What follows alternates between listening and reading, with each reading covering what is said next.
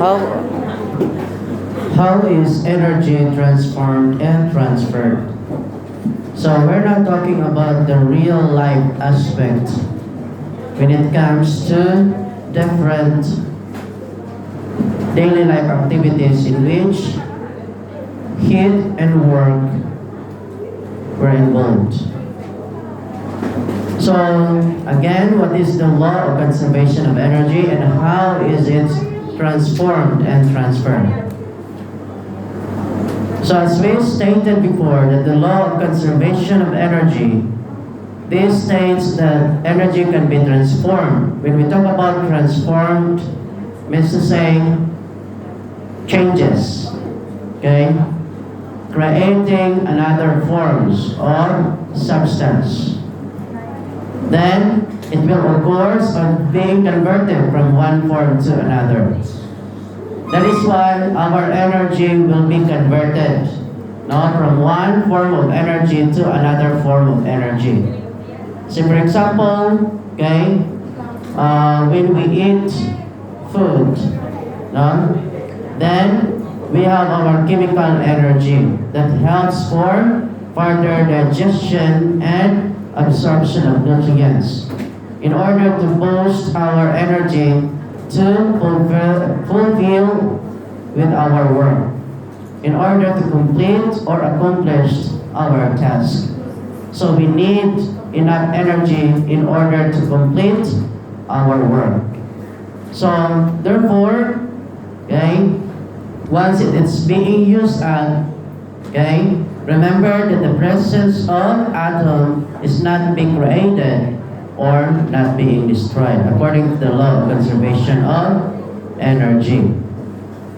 So this law stated that energy can be transformed in various technique, various types of transformations from one form to another. However, it cannot be created or even destroyed. When it comes to energy transfer, as I mentioned earlier, that every time we eat food, we are required, no, to eat or to have our complete meals in a day. At least we need to eat 3 times a day. Additional with our snack, right? In order to maintain our diet, in order to activate our brain and our physical body to be more energized with our work. It's because if we are always hungry, we cannot work in a comfortable manner, right? So when it comes to energy transfer, the process of moving, no, from one energy to another, this requires force. Okay? In order to move an object, it requires strength. No? At the same time, this energy type, we call it as kinetic energy. If you remember, we discussed about static and kinetic energy. Static means to say, this energy is always at rest. Okay? This energy cannot move, but there is a potential. Okay? When we talk about kinetic energy, so this energy transfer from your force or strength. No? For example, if you want to drive your bicycle, of course, in order to move the bicycle, no, from one place to another, you need to exert efforts from your left and right foot and then take the pedals. So that's what we call kinetic energy. Since you have enough energy, right? Your body, your physical body has enough energy, of course, you are able to perform work. So what will you do then in order to let your bicycle move? Okay, so you need to use your left and right leg, left and right foot no? And put your left and right foot on the pedals and then start rotating it in order that the wheels continue to move. Okay? In this energy transformation, the conversion of one form of energy to another. Say for example, okay, what we call battery. So if we have flashlight, okay, so let's make a basic example for this one. We have a flashlight. It's not directly plugged into our electricity. So we need battery to use it. Even our cars and motorcycles too, we need battery. Okay? So battery has a chemical energy. It has a potential, no, to convert the power inside the voltage capacity of the battery. So what will happen to the chemical energy? Once you start to switch on, no, it will be converted to heat and light.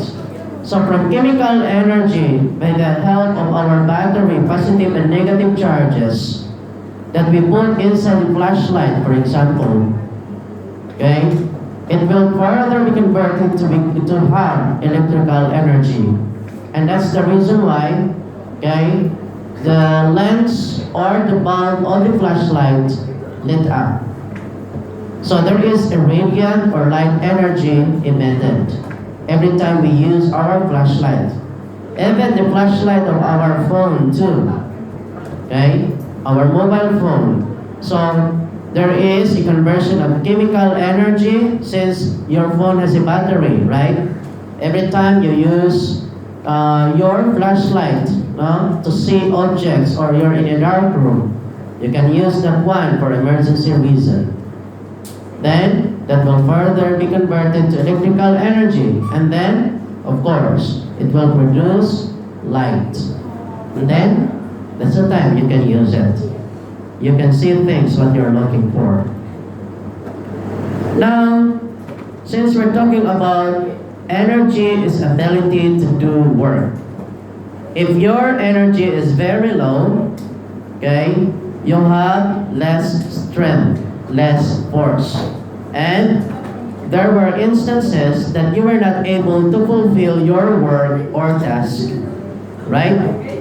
So work is the amount of energy that used as a force that moves an object over a distance. So when can we say that there is a total work? Of course, you have to remember that a certain job or work is being done once these two important components like force and distance must be present. So what was that force? How fast? Okay, how strong? Now when it comes to the level of your strength, the force and magnitude of your body. If you weigh 50 kilograms and then you have to lift up 20 kilograms on table, for sure, you can do your work. You can transfer that table to another corner. Then, what about distance? It depends also with the distance. From the place that you transfer that table to another place. So there's already a distance in between. Is it far or near? How long? How far? Okay? So, it's given that work is being done once you have completed those two important components between force and the distance.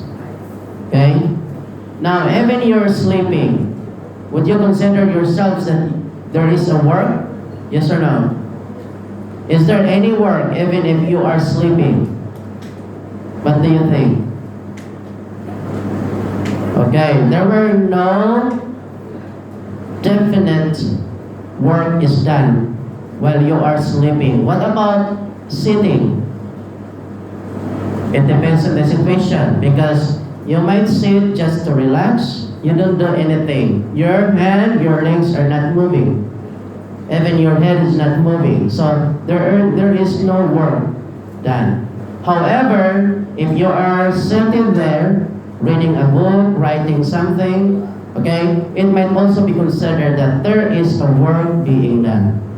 However, you have to remember that the important factors to consider how the work is being done, you have to make sure that force and distance is being applied. Next one, we have what we call the open system. A system that exchanges matter or energy with the environment, right?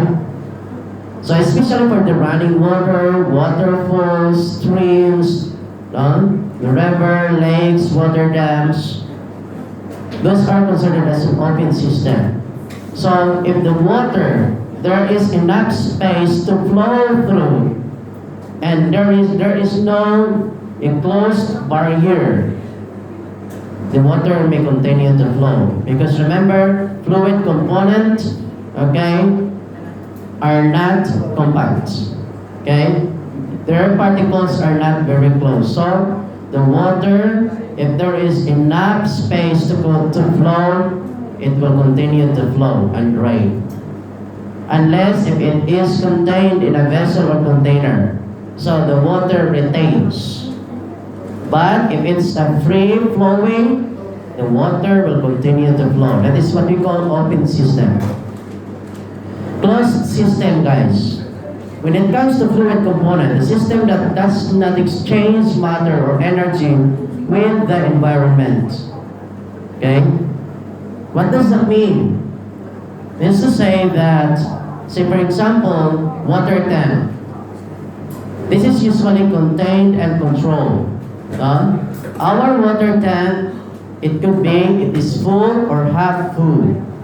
But it is usually controlled with a switch of a faucet, right? So we can also control and also determine the pressure of the water in our water tank. It is because there is a closed system. Our container bottles,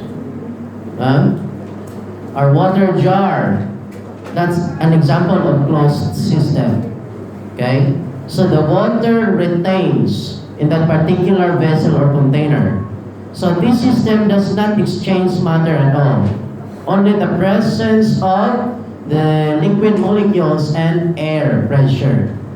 So air with the energy in that surroundings. So again, the law of conservation of energy says that energy can be transformed from one form to another, but it cannot be created or destroyed. Okay?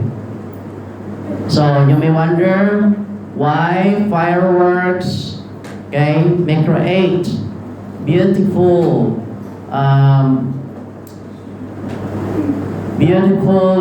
explosions in the sky. No? And why does the car or motorcycles or any types of vehicles, okay, they might be able to move from one place to another?